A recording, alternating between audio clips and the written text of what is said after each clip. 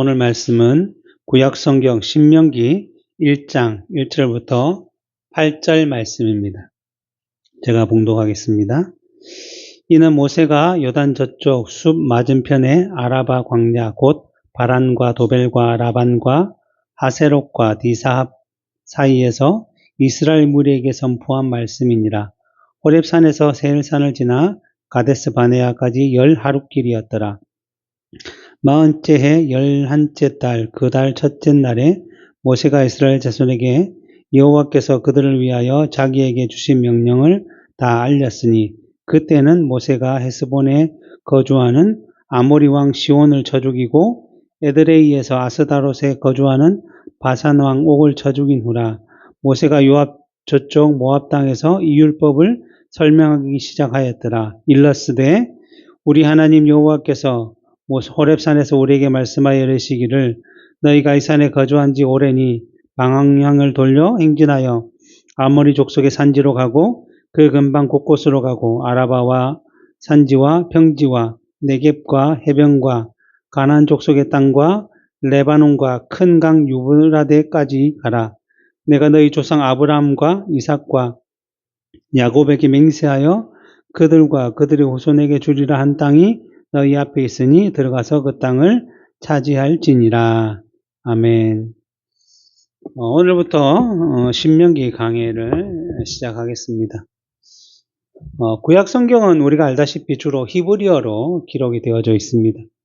그리고 구약 성경의 각 권의 이름은 오늘날 한글 성경과 같은 그런 창세기 신명기와 같은 이름이 아니라 그냥 첫 번째 시작하는 그 성경의 첫 번째 시작하는 단어나 한 문장을 이름으로 사용했습니다. 그래서 창세기는 히브리어 성경의 첫 문장이 베레시트 바라 엘로힘이라는 말씀인데 한글로 번역하면 태초에 창조하시니라 하나님께서 이런 시작됩니다. 그래서 창세기의 히브리 성경 제목은 바로 첫 번째 단어 베레시트입니다. 베레시트는 태초에라는 의미죠. 그래서 창세기의 히브리식 이름은 태초에 베레시트입니다.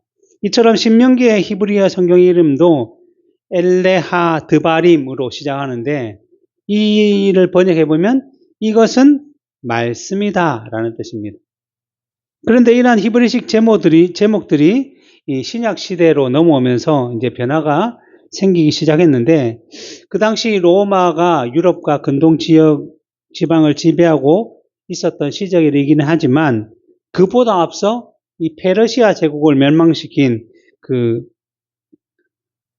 마게도냐, 우리가 잘 알고 있는 알렉산더 대왕이 이끄는 마게도냐, 이 그리스가 다시 아시아와 또 동유럽을 지배할 때 헬레니즘이라는 그 헬락 문화를 전파했습니다. 근데 그 영향이 이 로마가 지배하는 때에도 여전히 문화는 헬락 문화가 퍼져 있었던 것이고, 그래서 로마가 지배했던 여러 나라들, 모든 나라들 가운데 이런 헬라의 영향들이 퍼지게 됐습니다. 그래서 대부분 나라들이 이러한 영향으로 헬라어를 사용하게 되었고, 이스라엘도 그 역시 그러한 영향을 받아서 신약 성경은 헬라어로 기록이 되었습니다.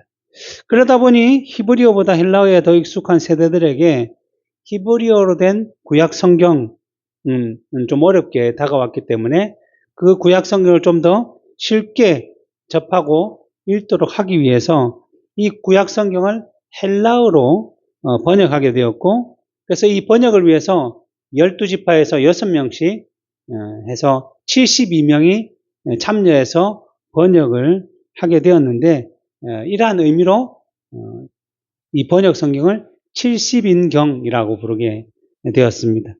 그래서 이 70인경은 히브리어로 된 구약 성경을 헬라어로 번역했을 뿐만 아니라 앞에서도 말씀드렸던 것처럼 이 성경의 제목도 이제 바꿨는데, 어떻게 바꿨냐면 첫 단어나 첫 문장을 따르지 않고 그 성경의 주된 내용이 무엇인지 또 강조하고 있는 것이 무엇인지에 따라서 제목을 붙였는데, 그래서 베레시트 태초에라는 창세기의 제목은 창세기의 내용이 하나님께서 천지를 창조하신 그 내용을 담고 있기 때문에 창조라는 의미로 헬라어로 게네시스라고 붙였는데, 이건 영어로 보면 우리가 알고 있는 제네시스, 차 알죠? 이 제네시스, 기원, 창조라는 의미로 붙였고, 이것을 이제 한글 성경에서는 창세기로 부르게 된 것입니다. 그래서 신명기도 역시 히브리식 이름이 엘레하 드바림, 이것은 말씀이다라는 것이었는데 헬라어 이름을 듀토네미온으로 바꾸었습니다. 듀토네미온이라는 뜻은 제2의 율법 또는 반복된 율법이라는 뜻이며, 그래서 한글에서 한글 성경에서 이를 신명기라고 지었던 것입니다. 그래서 신명기는 한자어로 보면 거듭 신자에 명령령자, 기록할 기자를 사용하고 있는 것이죠. 그러니까 우리가 보통 신신당부하다 할 때 이 신자를 사용하고 있는 것처럼 하나님의 명령, 그 율법을 이 모세가 이스라엘 백성들에게 가나안에 들어가기 전에 거듭 신신당부하듯이 율법을 지켜 행할 것을 말하고 있기 때문에 이 성경의 제목을 신명기로 지었던 것입니다. 그러니까 제2의 율법이라고 해서 새로운 율법 아니면 좀 더 업그레이드된 율법을 전하고 있는 것이 아니라 이전에 선포되었던 율법을 다시 한 번 더 선포하는데 그 대상이 좀 다르다라는 것을 알고 있으면 됩니다. 그래서 이 신명기는 이러한 하나님의 율법을 거듭해서 전하는 모세의 세 편의 설교를 중심으로 구성이 되어 있습니다. 그래서 첫 번째 설교는 지난 광야 40년간에 대한 회고, 돌이켜보면서 그 율법에 대한 말씀을 하고 있는 것이고, 두 번째 설교는 그 율법의 내용을 다시 한 번 더 다음 세대들에게 가르치며 집대성한 것이고, 세 번째 설교는 이러한 언약에 참여한 백성들이 무엇을 준수해야 될지에 대해서 기록하고 있다고 볼 수 있습니다. 그래서 신명기는 이러한 모세의 세 편의 설교를 중심으로 구성된 것이죠. 그런데 중요한 것은 앞에서도 말씀드렸듯이 모세가 새로운 내용을 더 추가하고 언급하고 있는 것이 아니라 이미 주어진 율법을 다시 한 번 더 강조하고 있다는 사실을 우리가 분명히 기억해야 할 것입니다. 그렇다면 모세는 왜 이러한 하나님의 율법을 다시 거듭해서 강조해야만 했을까요? 이스라엘 백성들은 그 아브라함의 후손들입니다. 그들의 조상 아브라함이 갈대아 우르에 살 때에 하나님께서 아브라함을 부르셔서 이 가나안 땅을 약속의 땅으로 주시겠다라고 하셨습니다. 그래서 아브라함은 갈 바를 알지 못했지만 갈대아 우르에서 가나안을 향해 떠났고, 이것이 믿음으로 행한 길이었다라고 성경은 말씀하고 있습니다. 그런데 중요한 사실은 하나님의 약속이나 이를 듣고 따랐던 아브라함조차도 그 약속을 통해서 무엇을 품고 있었는가 하면 단지 눈에 보이는 세상, 그 가나안 땅을 마치 자기 집처럼 자기 나라처럼 꼭 소유해야만 하는 내 것처럼 여기지는 않았다는 것입니다. 무슨 말씀인가 하면 히브리서 11장 9절부터 10절에 보면 믿음으로 그가 이방의 땅에 있는 것 같이 약속의 땅에 거류하며, 그러니까 약속의 땅인 가나안에 사는데 어떤 마음을 가지냐면 이방 땅처럼 살아갔다는 겁니다. 그래서 동일한 약속을 유업으로 함께 받은 이삭 및 야곱과 더불어 장막에 거하였으니 이는 그가 하나님이 계획하시고 지으실 터가 있는 성을 바랐습니다 라고 말씀하고 있습니다. 즉 아브라함이 하나님의 약속을 따라 가나안 땅을 소유하기 위해 들어갔다고 해서 꼭 그 땅을 전부 차지할 것이야 라는 마음으로 그 땅을 살아가는 것이 아니라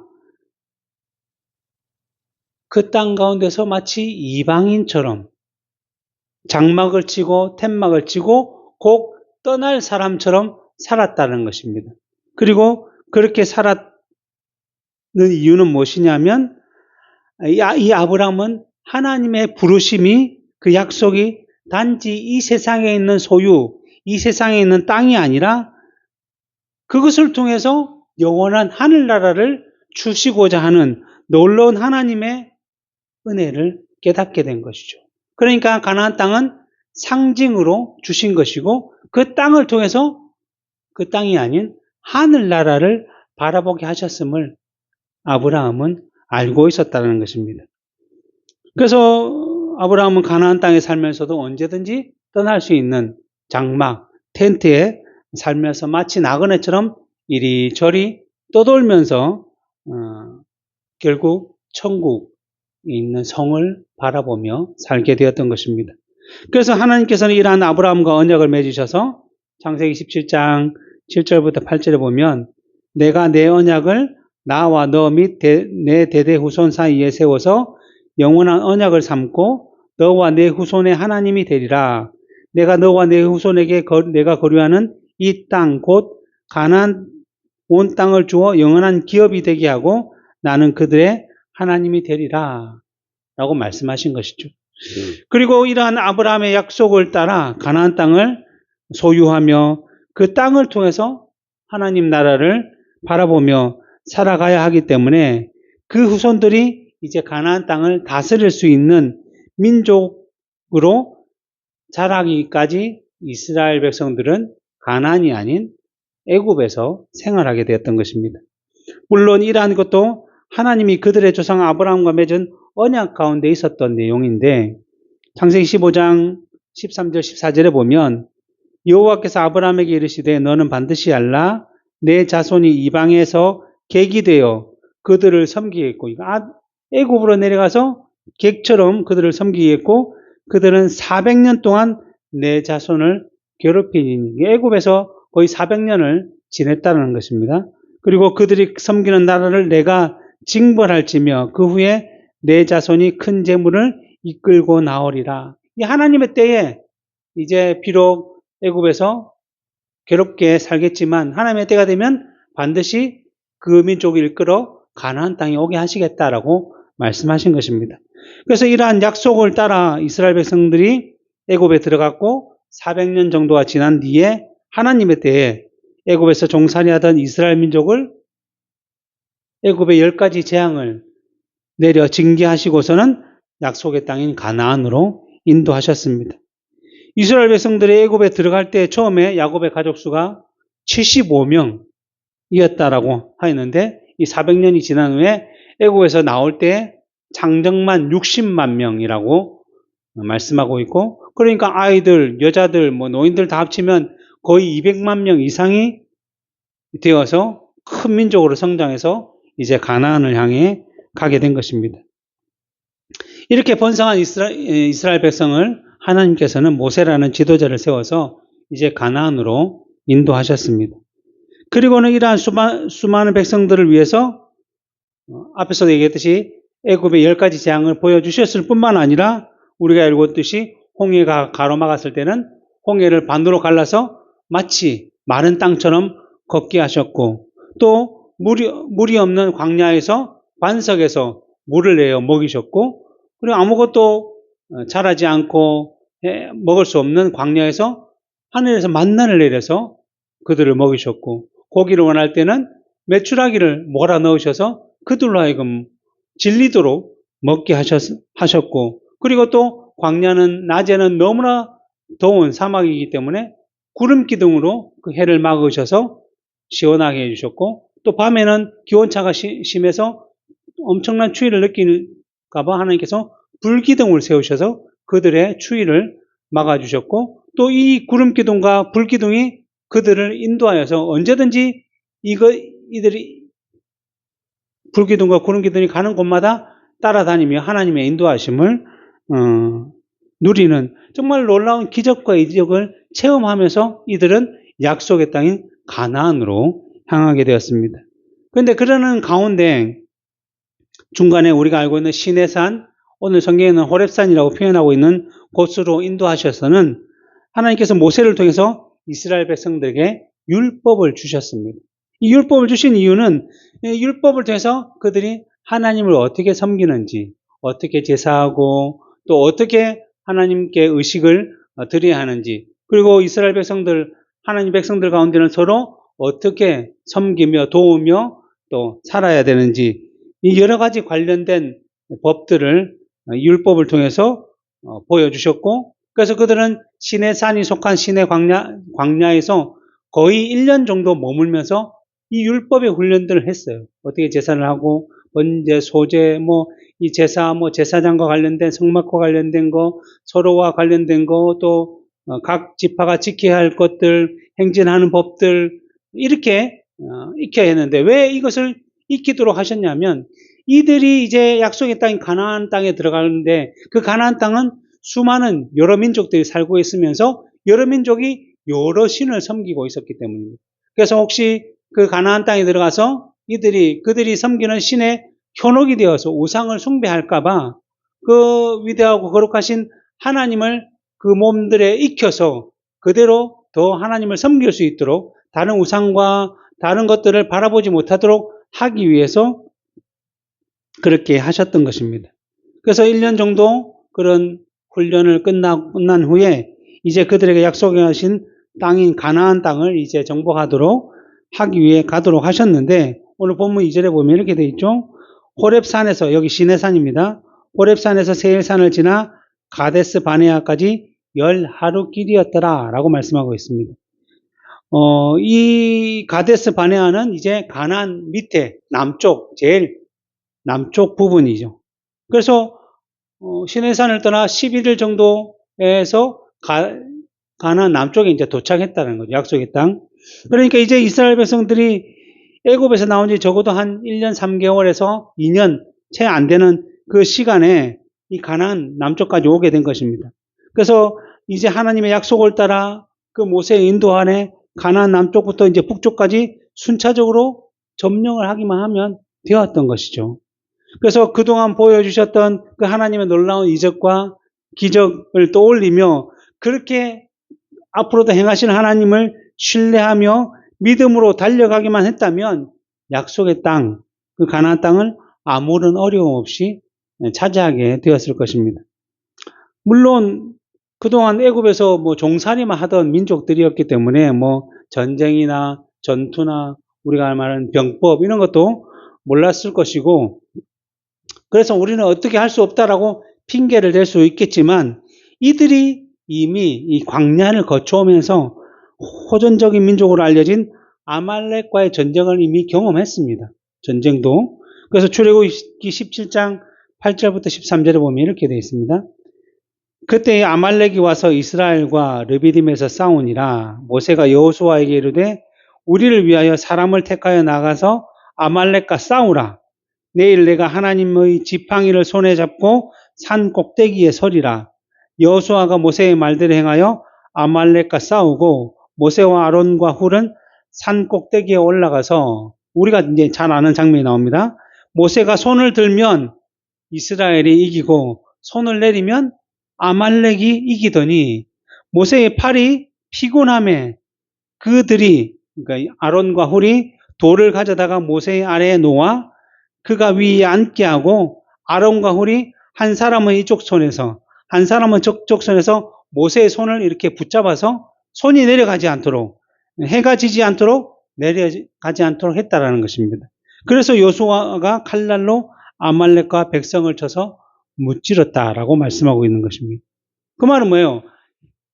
손을 든다는 것은 하나님을 의지한다는 말씀이죠. 그래서 이들이 하나님만 의지하면 여호수아의 지혜 또 그와 함께한 병사들의 능력이 아니라 하나님을 의지하면 이기고 하나님을 의지하지 않으면 지게 되는 이러한 경험들을 하고 하나님을 의지할 때에 그 아말렉을 물리치는 놀라운 경험을 이미 했다라는 것입니다.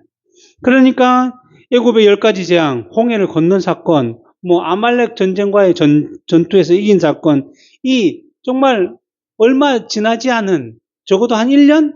많으면 1년 3개월 전의 일이죠. 잊어버릴 만한 일이 아니고 금방 얼마 전에 이루어진 일인데 그것뿐만 아니라 매일마다 만나, 하늘에서 내려오는 만나를 먹었던 민족이 바로 이스라엘 민족이었어요. 그러니까 이들은 늘 하나님을 경험하며 살았던 사람이었습니다. 그래서 오늘 본문 6절부터 8절에 보면 우리 하나님 여호와께서 호렙산에서 우리에게 말씀하여 이르시기를 너희가 이 산에 거주한 지 오래니 이제 방향을 돌려 행진하여 아모리 족속의 산지로 가고, 이제 이게 다 가나안 땅에 대한 얘기입니다. 아모리 족속의 산지로 가고 그 근방 곳곳으로 가고 아라바와 산지와 평지와 네겝과 해변과 가나안 족속의 땅과 레바논과 큰 강 유브라데까지 가라. 왜 가야 되냐면 내가 너희의 조상 아브라함과 이삭과 야곱에게 맹세하여 그들과 그들의 후손에 주리라 한 땅이 너희 앞에 있으니 이제 들어가서 그 땅을 차지할지냐.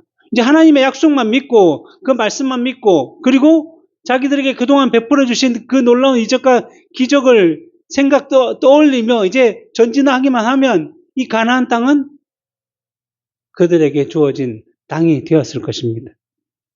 그런데 문제가 발생해요. 무슨 문제가 발생하냐면, 다음 시간에 이제 이 문제에 대해서 말씀을 드리겠지만, 잠깐 얘기하면, 하나님의 말씀, 그 약속, 그 명령보다는 그 가나안 남쪽에서 이들이 무엇을 떠올리냐면 인간적인 생각, 세상적인 방식. 그래서 그것으로 주어진 우리가 상황을 한번 좀 풀어보면 좋지 않을까라는 생각이 이스라엘 백성들 가운데 자리 잡게 되었다는 것입니다. 그래서 오늘 본문 이후 이제 신명기 1장 21절 23절에 보면 너희 하나님 여호와께서 이 땅을 너희 앞에 두셨은즉 너희 조상의 하나님 여호와께서 너희에게 이르신 대로 올라가서 차지하라. 두려워하지 말라. 주저하지 말라. 모세가 이렇게 말했다는 거죠. 근데 이스라엘 백성들이 그 말씀대로 순종하지 않고 뭐라고 했냐면 22절에 너희가 다 내 앞으로 나와 말하기를 우리가 사람을 우리보다 먼저 보내어 우리를 위하여 그 땅을 정탐하고 어느 길로 올라가야 할 것과 어느 성읍으로 들어가야 할 것을 우리에게 알리게 하자 하기에. 왜요? 지피지기면 백전백승, 이 세상의 방식. 그래서 정보를 캐내고 그 정보를 따라서 우리의 진영을 짜고 이 민족을 쳐들어갈 때는 뭐 활이 많이 필요하고 저 민족을 들어갈 때는 창이 필요하고 저 민족을 들어갈 때는 뭐 말을 타야 되고, 이런 병법들을 우리가 미리 잘 준비해서 가면 더 싸움에, 또 지형이 어떤 곳에선 매복을 하고 어떤 지형을 찾아가면 바로 공격을 하고, 이러한 계획을 다 세워가서 가면 우리가 더 승리할 것이다 라고 생각하는 건데, 이것은 다 뭐예요? 세상의 방법이라는 거죠. 이들은 하나님의 백성입니다. 이들이 애굽에서 나와서 지금 가나안을 향해 오는 모든 동안 이들이 한 것은 아무것도 없어요. 애굽을 나올 때도 마찬가지고 홍해를 건널 때도 마찬가지고 광야에서 먹을 것을 먹을 수 없을 때도 마찬가지고 모든 것을 해주신 분은 하나님이시라는 거예요. 하나님의 은혜가 자기 자들과 함께 있었기 때문에 이 모든 일이 이루어지며 지금까지 왔던 것이고, 하나님은 이것을 알리기 위해 율법을 주시고 율법을 통해서 계속적으로 이들을 시내산에서 1년 동안 가르치셨던 것입니다. 그런데 이들은 눈앞에 있는 장애물, 어려움, 두려움 때문에 세상의 방식을 택한 거예요. 그래서 어떻게 했냐면 각 지파에서 가장 뛰어난 사람 한 명씩 12명을 뽑아가지고 가나안 땅을 정탐하게 하자. 그래서 12명을 뽑아서 가나안 땅을 정탐하게 보냈습니다. 그래서 이 12사람이 40일 정도 가나안 땅을 정탐하고 돌아왔습니다. 그리고 나서는 보고하기를 하나님의 말씀처럼 이 가나안 땅은 젖과 꿀이 흐르는 아주 좋은 땅이다. 그리고 그 열매까지 가져와서 사람들에게 보여주며 보고를 했습니다. 그런데 중요한 것은 뒤에 말이죠. 다만 땅은 너무 좋은데 그곳에 사는 민족들, 그 나라들은 너무 강해 보이고 견고해 보인다라는 것입니다. 성벽은 견고해 보이고 민족들은 하나같이 강하고 힘이 세고 장대해 보여서 만약 이대로 올라가서 싸우면 우리는 100이면 100 다 패하고, 그래서 남자들은 다 죽고 여자와 아이들은 다 포로가 되어서 잡히게 될 것이다 라고 이 정탐꾼 중 10명이 이렇게 보고를 한 것입니다. 그러나 그 중에 2명, 우리가 잘 알고 있는 여호수아와 갈렙이라는 사람은 아니다.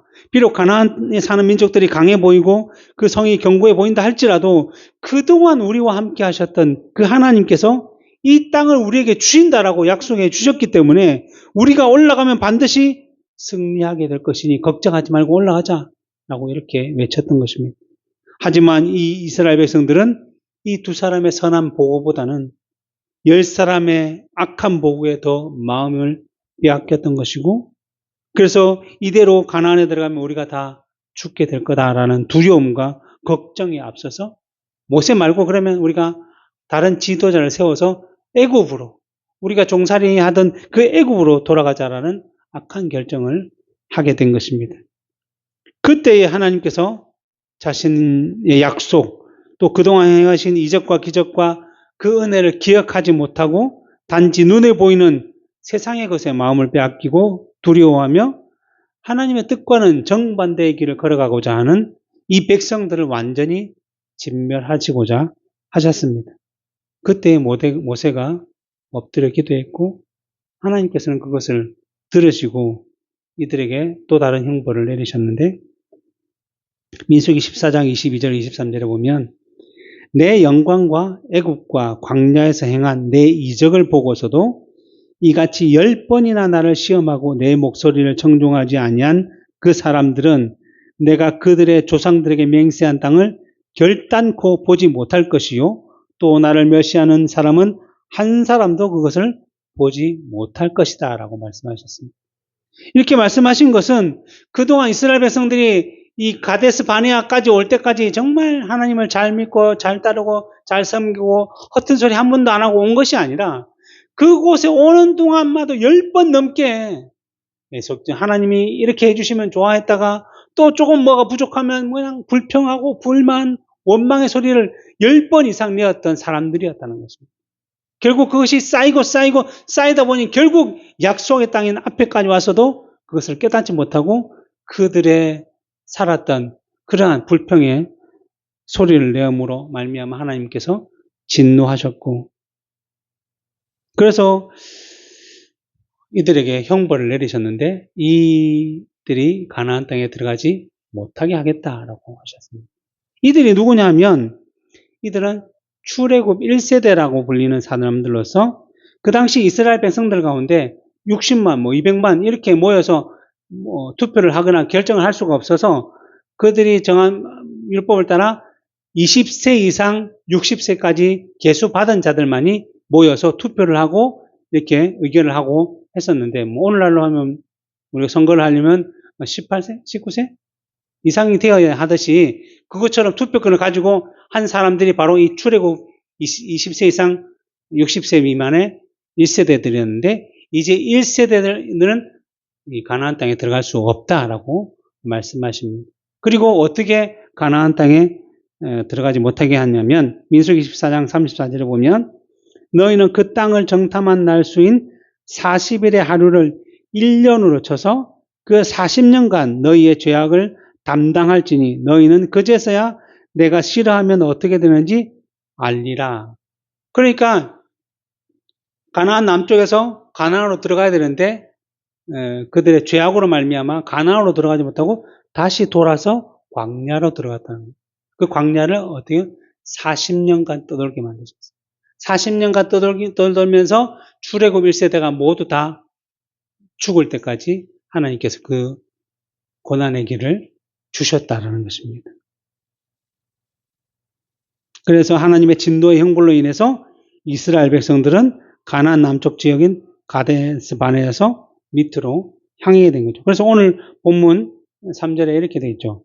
40째 해 11째 달, 40년 꽉 차서 이제 11번째 11째 달, 그 달 첫째 달에 모세가 이스라엘 자손에게 여호와께서 그들을 위하여 자기에게 주신 명령을 다 알렸다라고 말씀하면서 이제 이 출애굽 1세대에게 주어진 그 40년간의 기간이 다 끝나고 이제 마무리될 쯤에 이제 출애굽 2세대에게 모세가 여호와의 율법을 다시 선포하고 있다라는 것입니다. 그리고 오늘 본문 4절부터 5절에 보면 그때에는 모세가 율법을 선포할 때는 어떤 때냐면 모세가 헤스본에 거주하는 아모리 왕 시온을 쳐 죽이고 에드레이에서 아스다롯에 거주하는 바산 왕 옥을 쳐 죽인 후라 모세가 요단 저쪽 모압 땅에서 이 율법을 설명하기 시작하였으되 1절도 이렇게 되어 있습니다. 이는 모세가 요단 저쪽 숲 맞은편의 아라바 광야 곧 바란과 도벨과 라반과 하세롯과 디사합 사이에서 이스라엘 물에게 선포한 말씀이니라. 지금 모세가 출애굽 2세대에게 이 말씀을 선포하고 있는 것이 모압 평지라는 것입니다. 모압 평지. 이곳이 어디인가 하면 이스라엘 백성이 처음에 가나안 땅에 인접했을 때 남쪽인 가데스 바네아에 있었는데 이 40년간 광야를 떠들고 나서 마지막에 이곳으로 온 것이 아니라 요단강 오른편 쪽에 왔다는 겁니다. 좀 더 위쪽이죠. 좀 더 위쪽이죠. 좀 더 위쪽이. 왜 그렇게 하나님께서 그들을 그렇게 인도하셨습니다. 그러면서 이들이 마지막에 이제 40년 다 때쯤에 밑에서 올라오기 시작합니다. 그래서 여기가 홍해가 아니고 그 염해, 사해라고 불리는 사이고 그 위에 이제 요단강이 쭉 이어져서 이 갈릴리가 있거든요. 그래서 이들이 에돔을 거쳐서 모압을 거쳐서 암몬을 거쳐서 위까지 올라갔다가 이제 요단강 앞에 있는 모압 평지까지 내려왔다는 거예요. 왜 이렇게 됐냐면 하나님께서 이 모압과 암몬을 지나면서 두 나라를 반드시 징벌하게 하셨어요. 그것이 오늘 설교에 본문에 나온 4절에 나온 헤스본에 거주하는 아모리 왕 시온을 쳐 죽이고 에드레이에서 아스다롯에 거주하는 바산 왕 옥을, 그러니까 요단강 동쪽에 있는 헤스본에 거주하는 아모리 왕과 아스다롯에 거주하는 바산 왕을 무찌르고 다시 좀 내려와서 요단 동편에 있게 하십니다. 왜 그렇게 하셨냐면 이스라엘이 이쪽이 가나안 땅인데 가나안 땅을 전부 차지하도록 하셨지만 그 중에 두 지파 반은 요단 동편에 살도록 하나님께서 은혜를 베풀어 주셔서 그들을 위해서 이 두 나라를 완전히 진멸하고 이쪽으로 내려오게 하신 것입니다. 이것은 또 나중에 나올 테니까 그때 설명하도록 하겠습니다. 그래서 이러한 모압 평지에서 이제 모세가 마치 고별 설교처럼 앞에서도 말씀드렸듯이 세 편의 설교를 통해서 출애굽 2세대에게 하나님의 율법의 중요성에 대해서 정말 신신당부하듯이 다시 가르치고 있는 것입니다. 너희 부모 세대는 함께 하시는 하나님의 은혜를 저버리고 세상의 것에 더 마음을 빼앗겨서 결국 약속의 땅에 들어가지 못하고 광야에 떠돌며 죽는 형벌을 받았고 그로 인해 너희들도 똑같이 광야에 40년 떠돌게 되었지만 그들에게는 죽음의 시간이었지만 오히려 너에게는 형벌이 아닌 하나님의 백성으로 훈련받는 시간이 되었다. 너희 부모는 1년 정도 훈련 받았지만 너희는 이제 40년 정도 훈련을 받았다라고 할 수 있으니 너희는 반드시 하나님의 율법 말씀을 지켜서 가나안 땅을 정복하라 라고 하는 것입니다. 그래서 신명기 8장 1절부터 4절에 이렇게 되어 있어요. 내가 오늘 명령하는 모든 명령을 너희는 지켜 행하라. 그리하면 너희가 살고 번성하고 여호와께서 너희 조상들에게 맹세하신 땅에 들어가서 그것을 차지할 것이다. 내 하나님 여호와께서 이 40년 동안 너희로 하여금 광야 길을 걷게 하신 것을 기억하라. 이는 너를 낮추시며 너를 시험하사 내 마음이 어떠한지 그 명령을 지키는지 않는지 알려 하십니다. 이 훈련을 통해서 계속적으로 그들로 하여금 하나님의 명령을 지키도록 하는 시험을 하셨다는 것입니다. 그러면서 너를 낮추시며 너를 줄이게 하시며 또 너도 알지 못하며 내 조상도 알지 못하던 만나를 내게 먹이신 것은 이러한 모든 일들을 통해서 무엇을 알게 하고자 하냐면 사람이 떡으로만 사는 것이 아니요 여호와의 입에서 나오는 모든 말씀으로 내가 사는 줄을 알게 하려 하십니다.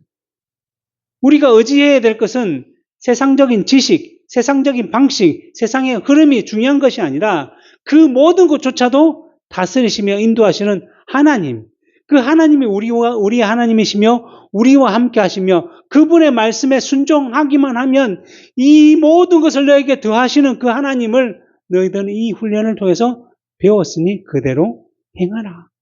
그러면서 4절에 뭐라고 되어 있냐면 이 40년 동안 고난의 길이잖아요. 40년 동안 내 의복이 헤어지지 아니하였고 내 발이 부르트지 아니했다.